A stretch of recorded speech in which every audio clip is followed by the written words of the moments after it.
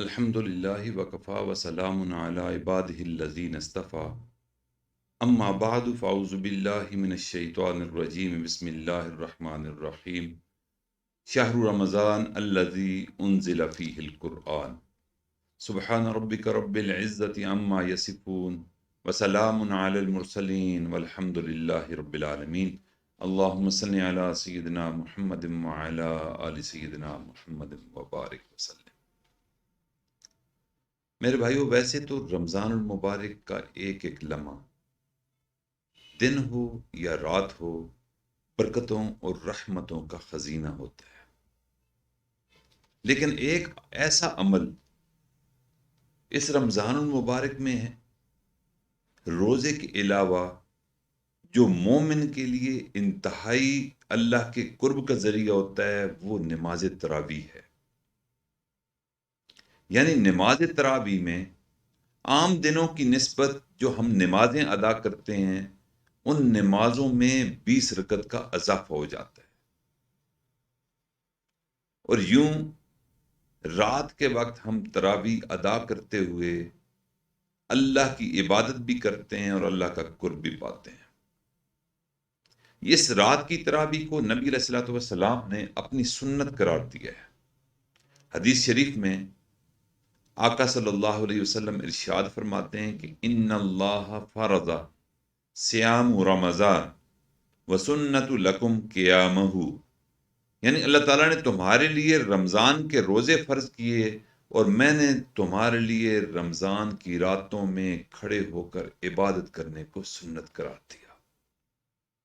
یعنی یہ سنت ایسی ہے کہ اس کے نتیجے میں عام دنوں کی نسبت ہم 20 رکعت زیادہ رکعت ادا کرتے ہیں، اور 20 رکعت کو آپ دیکھ لیں کہ ہر رکعت میں اگر 2 سجدے ہیں، اور دیکھ لیجئے کہ ہر صاحب ایمان روزانہ 40 زیادہ سجدے کرتا ہے، اور اگر اس کو 30 دن پر جمع کیا جائے تو ایک مہینے میں صاحب ایمان کو 1200 سجدے زیادہ کرنے کی توفیق اللہ تعالیٰ کی طرف سے عطا ہو رہی ہے۔ میرے بھائیو، یہ سجدہ ایک عظیم نعمت ہے، اس سے زیادہ روئے زمین پر کوئی اور بڑی نعمت نہیں۔ نبی علیہ الصلوۃ والسلام نے ارشاد فرمایا کہ بندہ اپنے اللہ سے جتنا سجدے کے دوران قرب میں جاتا ہے، اتنا کسی اور حالت میں قرب میں نہیں ہوتا۔ قرآن پاک میں سورۃ اقرا کی آخری آیت مبارکہ ہے اور سجدے والی آیت ہے،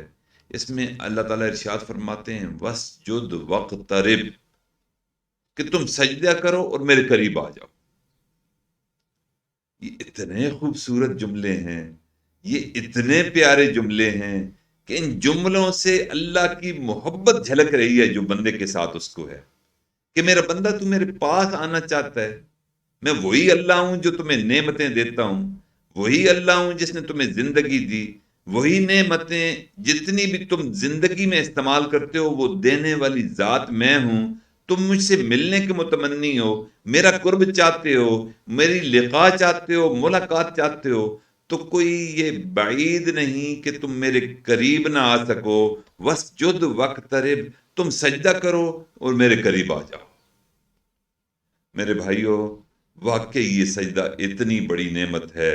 کہ انسان جس وقت اللہ جل شانہ کے حضور سجدے میں اپنی پیشانی ٹیک رہا ہوتا ہے تو اس دم ساری کائنات اس کی پیشانی کے نیچے آ جاتی ہے، وہ سب سے بلند ہو جاتا ہے۔ اس لیے میرے بھائیو، نبی علیہ الصلوۃ والسلام کو جب معراج عطا ہوئی اور اس معراج میں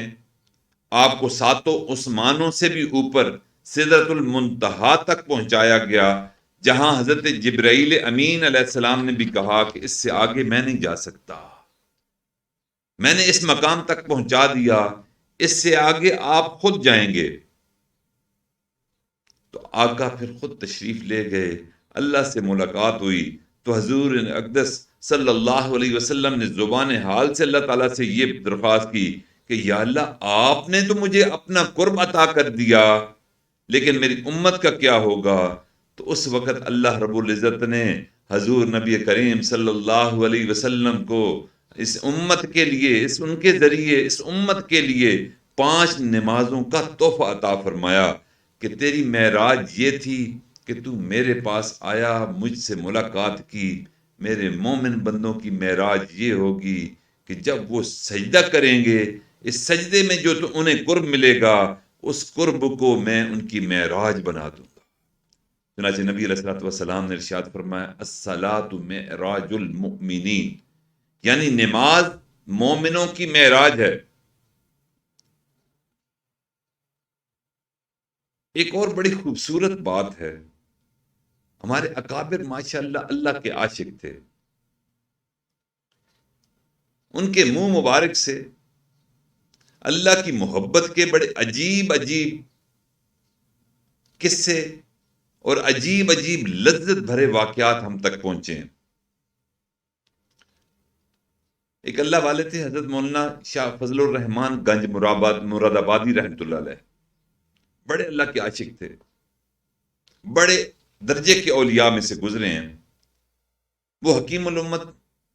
حضرت مولانا اشرف علی تھانوی رحمۃ اللہ کی خدمت میں حاضر ہوتے ہیں، اور خدمت حاضر ہو کر کہتے ہیں کہ میاں اشرف علی کیا بتاؤں، جب سجدہ کرتا ہوں تو ایسا لگتا ہے کہ اللہ تعالیٰ نے مجھے پیار کر لیا۔ ان کو سجدے کے اندر یہ دولت نصیب ہوا کرتی تھی،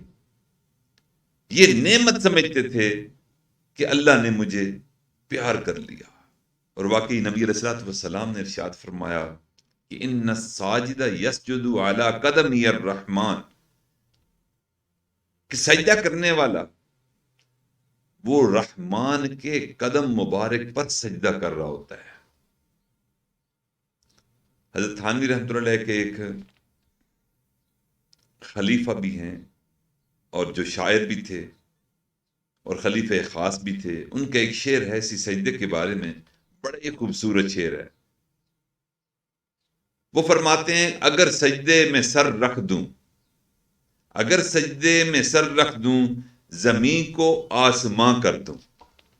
یعنی یہ جو زمین ہے اس پر میں اگر سجدے پہ سر رکھ دوں تو یہ زمین نہیں رہے گی، اس کی زمین کی بلندیاں آسمان کی بلندیوں سے اوپر نکل جائیں گی۔ بہرحال میرے بھائیو، یہ سجدہ معمولی چیز نہیں، پیشانی کسی اور جگہ پر نہیں ٹکی، یہ پیشانی صرف ایک ہی بارگاہ ہے جو اللہ رب العزت کا دربار ہے، اسی چوکھٹ اور اسی کے آستانے پر ٹکتی ہے۔ اور اس آستانے پر یہ جب پیشانی ٹکتی ہے تو اس سے جو قرب کی دولت حاصل ہوتی ہے، اس دولت کے آگے دنیا کی ساری دولتیں ہیچ اور نیچ ہو جاتی ہیں۔ اور اسی جو تراویح کے اندر ہم قرآن پاک سنتے سناتے ہیں، یہ بھی اللہ تعالیٰ کو بڑا محبوب ہے۔ حدیث پاک میں آتا ہے کہ اللہ رب العزت بندے کے منہ سے جو تلاوت کلام پاک کے الفاظ نکل رہے ہوتے ہیں، قرآن پاک کی تلاوت ہو رہی ہوتی ہے، اس کو اتنی توجہ سے سنتے ہیں کہ جتنی توجہ سے کسی اور کلام کو نہیں سنتے۔ لہذا یہ تراویح کا جو موقع ہے، اس پر اللہ کی رحمت متوجہ ہوتی ہے اور بندے کو اللہ تعالیٰ کا قرب حاصل ہو رہا ہوتا ہے، اور یہ بہت بڑی نعمت مل رہی ہوتی ہے۔ میرے بھائیو، یہ جو قرآن سننے اور سنانے کی نعمت ہے، اس موقع پر تراویح میں ہمیں 2 کام کرنے ہیں۔ کئی جگہوں پر قرآن پاک کے ختمات ہو رہے ہیں، ہم نے غفلت کے حالت میں کاہلی اور سستی کے ساتھ جیسا تیسا تھا پڑھ لیا، سن لیا۔ لیکن ایک بات طے ہے کہ حدیث مبارکہ میں آتا ہے کہ ایک ایک حرف کے بدلے 10 نیکیاں لکھی جاتی ہیں، لہذا یہ کوئی معمولی نعمت نہیں۔ اب کرنا کیا ہے؟ ہمارے بزرگ اللہ والے یہ کہتے ہیں کہ ایسے موقع پر دو کام کرنے چاہیے. ایک کام یہ کہ جو کچھ ہم نے پڑھا پڑھایا یہ ہماری طاقت نہیں، یہ بلکہ اللہ تعالیٰ کی توفیق ہے. یہ تمام توفیقیں میرے رب کی طرف سے ہیں، ہماری کوئی ہمت اور طاقت نہیں. اس لیے جب بندہ تراویح ادا کر چکے، اس میں قرآن سن اور سنا چکے، تو اس پر اللہ تعالیٰ کا شکر ادا کرے. پہلا کام کہ یا اللہ اس عبادت کی توفیق آپ نے عطا فرمائی. دوسرا یہ کہ اس تراویح کے بعد استغفار کر لے اور یہ کہے کہ اللہ آپ نے عبادت کی توفیق عطا فرمائی، لیکن اس عبادت کا جو حق تھا وہ حق مجھ سے ادا نہ ہو سکا. اس عبادت کی جو شرائط تھیں، جو آداب تھے، جو لحاظ تھے، ہم کما حق ہو اس کی ادائیگی نہ کر سکے. غفلت شعار رہے، کاہل اور سست رہے. یا اللہ یہ گناہ ہم نے کیا، اس کوتاہی پر اور اس غلطی پر ہم آپ سے معافی کے خواستگار ہیں. یا اللہ مجھے معاف فرما دیجیے. میرے بھائیو، یہ وہ دو عظیم کام ہے جو عظیم نعمتیں ہیں. اس پر اللہ تعالیٰ اس نعمت میں اضافہ بھی فرماتے ہیں اور جو عبادت میں کمی رہ جاتی ہے اس کمی کو بھی معاف فرما دیتے ہیں. قرآن پاک کی ایک سورت زاریات ہے، اس میں اللہ رب العزت نے اپنے نیک بندوں کی، عبادت گزار بندوں کی تعریف فرمائی ہے. چنانچہ ارشاد فرمایا کہ کانوا قلیلا من اللیل ما یہجعون وبالاسحار ہم یستغفرون. یعنی اللہ تعالیٰ کے نیک بندے رات کے وقت میں کم سوتے ہیں، بلکہ رات کے اکثر اوقات میں وہ کھڑے رہتے ہیں، اللہ کے حضور قیام کی حالت میں رہتے ہیں، رکوع کی حالت میں رہتے ہیں، سجود کی حالت میں رہتے ہیں. اور جب پوری رات کھڑے کھڑے صبح کا وقت ہوتا ہے سحری کا، وبالاسحار ہم یستغفرون، وہ سحری کے وقت، یعنی جب رات کا وقت ختم ہو رہا ہوتا ہے، صبح صادق کا وقت شروع ہوتا ہے، اس وقت وہ استغفار شروع کر دیتے ہیں. استغفار کس بات پر؟ کوئی ان سے گناہ ہوا؟ نہیں. وہ جو نماز کی کوتاہی تھی، اللہ کے سامنے قیام کی حالت میں جو ان کو بے ادبی محسوس ہوئی، جو دل کی حاضری نہ مل سکی، اس گناہ پر وہ استغفار کرتے ہیں. کوئی ان سے کبیرہ صغیرہ گناہ سرزد نہیں ہوتا. اس لیے میرے بھائیوں، آپ خود ذرا غور کریں کہ اللہ تعالی ہمارے اتنے عظیم ہیں، ان کی عبادت کا حق کون ادا کر سکتا ہے؟ لہذا جو بھی توفیقیں ہیں وہ اللہ کی طرف سے ہیں، اس پر اللہ کا شکر ادا کرنا ہے، اور جو کوتاہیاں ہیں وہ ہماری طرف سے ہیں، اس پر استغفار کرنا ہے کہ یا اللہ ہم سے عبادت کا حق نہ ادا ہو سکا. ما عبدنا کا حق کا عبادتک. اور کون شخص ہے جو اللہ کی عبادت کا حق ادا کر سکے؟ جب نبی علیہ الصلوۃ والسلام کا یہ حال تھا کہ ساری رات اس طرح کھڑے ہو کر عبادت کرتے تھے کہ پاؤں مبارک پر ورم آ جاتا تھا، اس کے باوجود آپ فرماتے تھے کہ ہم عبادت کا حق ادا نہ کر سکے.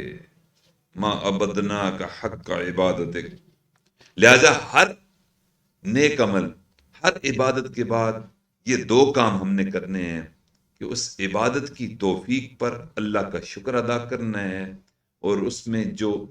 عبادت کی ادائیگی کے حقوق میں جو کوتاہیاں ہوئیں اس پر اللہ سے استغفار کرنا ہے.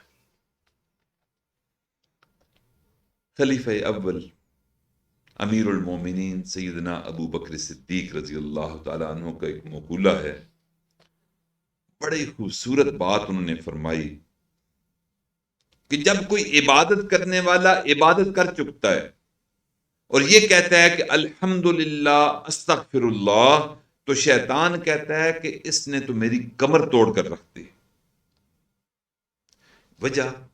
شیطان کا حملہ دو وجہ سے ہی ہوتا ہے کہ جو تم نے عبادت کر لی، تم نے بڑا کام کیا، لوگ سوئے ہوئے ہیں اور تم اٹھا ہوا ہے، لوگ کاروبار میں مشغول ہیں، بیوی بچوں کے پاس ہیں اور تم مسجد میں تراویح میں قرآن پاک سن رہا ہے، میرے بھائیو یہ جو غرور پیدا کرتا ہے یہ اس کا ایک حملہ ہوتا ہے، اس کی ایک سازش ہوتی ہے کہ اس بندے سے تو بڑا کام سرزد ہو گیا، اب اس کے اندر عجب پیدا کر دو کہ اس نے تو بڑا تکبر والا کام کیا، اس تکبر کی وجہ سے اللہ تعالیٰ سارے اعمال کو ضائع کر دیتا ہے۔ اور ہمیں یہ کہنا چاہیے کہ میرے مالک اگر آپ نے توفیق دی ہے تو یہ ہمارے قوت بازو کا سچشمہ نہیں، کرشمہ نہیں، بلکہ میرے مالک یہ آپ کی توفیقیں اور آپ کی عطائیں ہیں کہ ہم آپ کے حضور تراویح میں کھڑے ہیں۔ اس لیے میرے بھائیوں، جتنے بھی عبادات ہم نے اس رمضان المبارک میں کی ہیں، روزے رکھے ہیں، تراویح پڑھی ہے، تلاوت کی ہے، ذکر اذکار کیا ہے، مراقبہ کیا ہے، کلمہ شریف کا ورد کیا ہے، درود شریف کیا ہے، پڑھا ہے، میرے بھائیوں اس پر ہم اللہ تعالیٰ کا شکر ادا کریں، تمام عبادات رمضان پر اللہ تعالیٰ کا شکر ادا کریں۔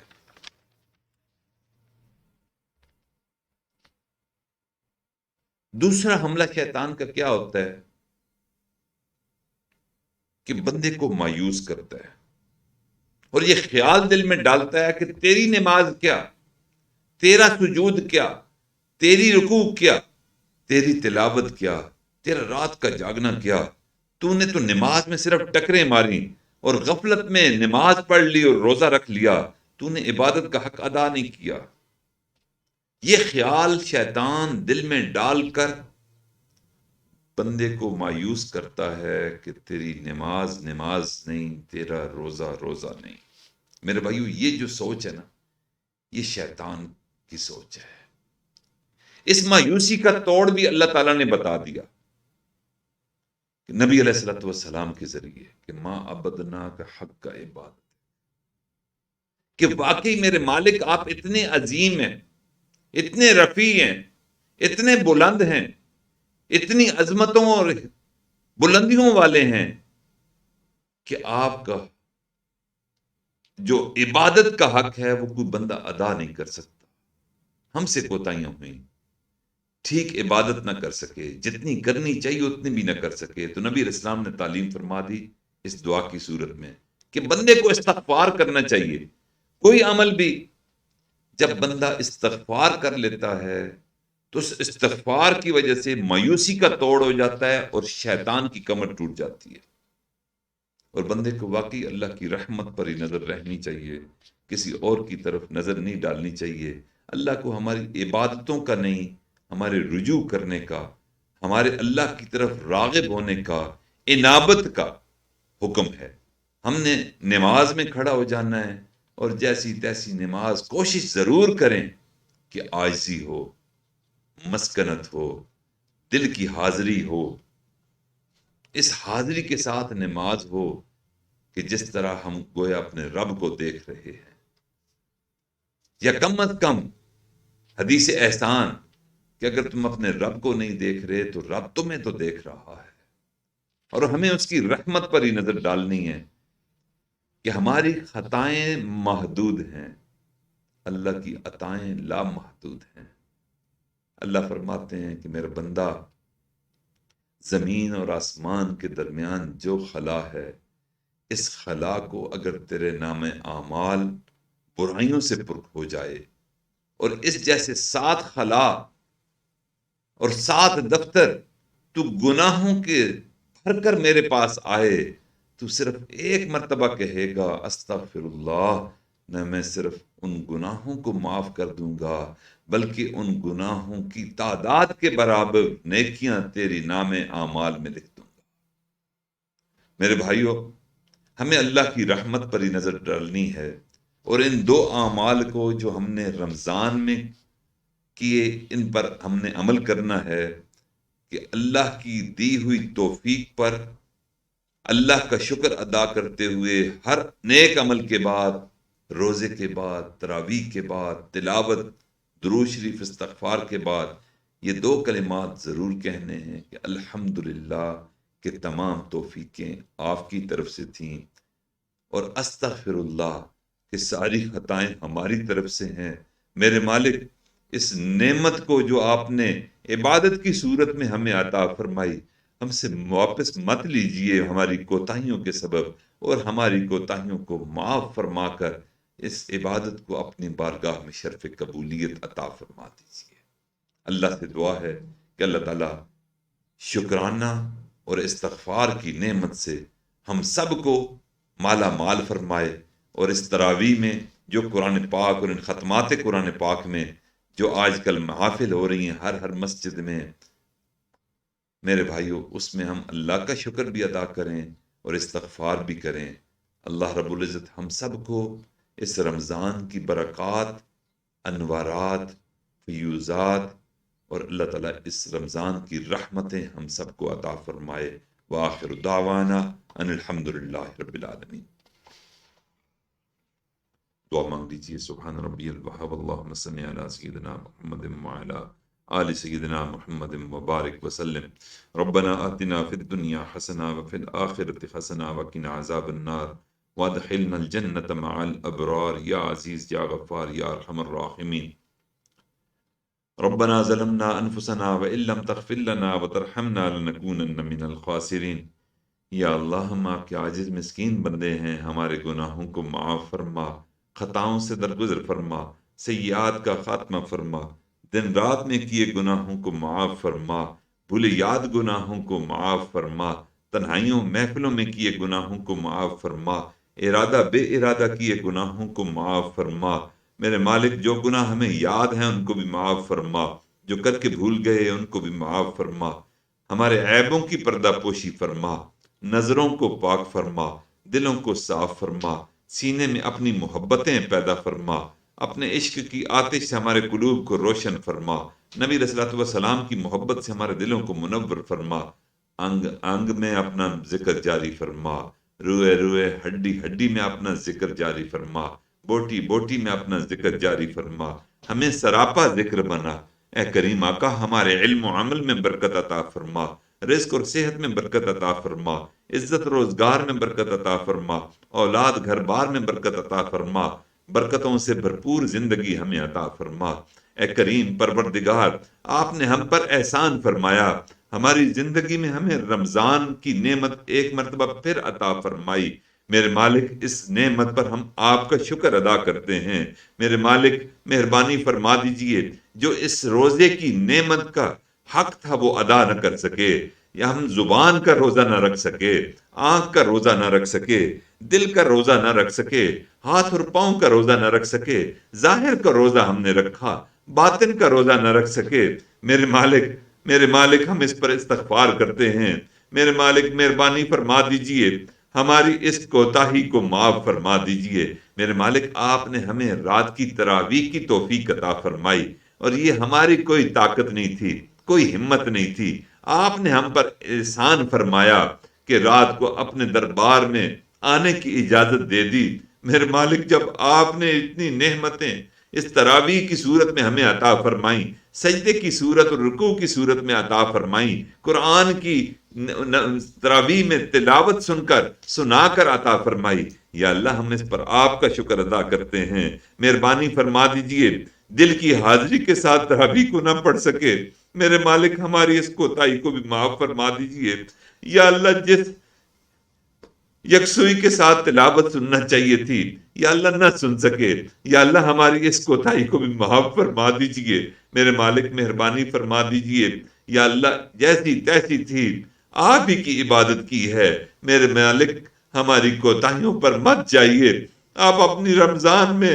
نازل کی ہوئی رحمتوں کو دیکھ لیجئے، برکتوں پر نظر ڈال لیجئے، اور ہماری اس کوتاہی کو معاف فرما دیجئے۔ یا اللہ مہربانی فرما، ہمارے رمضان میں جو ہم نے قرآن پاک پڑھا، سنا، تراویحوں میں سنا، یا اللہ سب کو قبول و منظور فرما، ایک ایک حرف پر ہمیں بے پناہ اجر عطا فرما، ایک ایک لفظ کو اپنی قرب کا ذریعہ بنا۔ میرے مالک مہربانی فرما، یا اللہ اس رمضان المبارک میں جو ہم نے قرآن پاک کو یا اللہ جو سنایا، یا اللہ اس نعمت کو ہماری نسلوں میں چلا دیجئے، ہماری نسلوں کو بھی قرآن پاک کا حافظ بنا دیجئے، ہماری نسلوں کو بھی قرآن پاک کا عالم بنا دیجئے، ہماری نسلوں کو بھی قرآن پاک کا مفسر بنا دیجئے، ہماری نسلوں کو بھی قرآن پاک کا ناشر بنا دیجئے، ہماری نسلوں کو قرآن پاک کا مبلغ بنا دیجئے، بلکہ میرے مالک ہماری نسلوں کو قرآن پاک کا عاشق بنا دیجئے، باادب پڑھنے کی ہمیں بھی توفیق عطا فرما، آنے والی نسلوں کو بھی یہ توفیقیں عطا فرما۔ میرے مالک رمضان پوری امت نے گزارا، یا اللہ اس کی برکت سے امت مسلمہ کو عظمت رفتہ عطا فرما دیجئے۔ جو کار مذلت میں ہم گرے ہوئے ہیں قرآن کو چھوڑ کر، میرے مالک اس کار سے، اس یا اللہ رسوائیوں سے ہمیں بچا لیجئے، اور دوبارہ ہمیں نشاط ثانیہ کا آغاز کرنے کی توفیق عطا فرما دیجئے۔ چچنیا، کشمیر، فلسطین، برما، افغانستان، جہاں جہاں مسلمان محکوم مظلوم ہیں، آزادی کی نعمت سے سرفراز فرما دیجئے۔ اے کریم آقا، بیماروں کو شفا عطا فرما، بے روزگاروں کو روزگار عطا فرما، بے اولادوں کو اولاد نرینہ عطا فرما، یا اللہ دکھ ہارے لوگوں کے دکھوں کو دور فرما، یا اللہ دور قریب بیٹھی ہماری بہنیں بیٹیاں کسی کے آگے اپنے دل کے غم رکھ بھی نہیں سکتی، یا اللہ مہربانی فرما دیجئے، سب کی تکلیفوں کو دور فرما دیجئے، سب کی دیرینہ تمناؤں کو پورا فرما دیجئے، مستقبل کو روشن فرما دیجئے، آسانی اور سہولت والی زندگی عطا فرما دیجئے۔ اے کریم آقا مہربانی فرما، ہماری ان دعاؤں کو اپنی رحمت سے قبول منظور فرما، زیارت حرمین کی توفیق عطا فرما، جن وسائل کی ضرورت ہے غیب کے خزانوں سے پورے فرما، جن مسائل کا سامنا ہے ان مسائل کا خاتمہ فرما، اور ہماری ان دعاؤں کو اپنی رحمت سے قبول منظور فرما۔ ربنا تقبل منا انک انت السمیع العلیم وتب علینا انک انت التواب الرحیم، وصلی اللہ تعالی علی حبیبی محمد وعلی آلہ واصحابہ اجمعین برحمتک یا ارحم الراحمین۔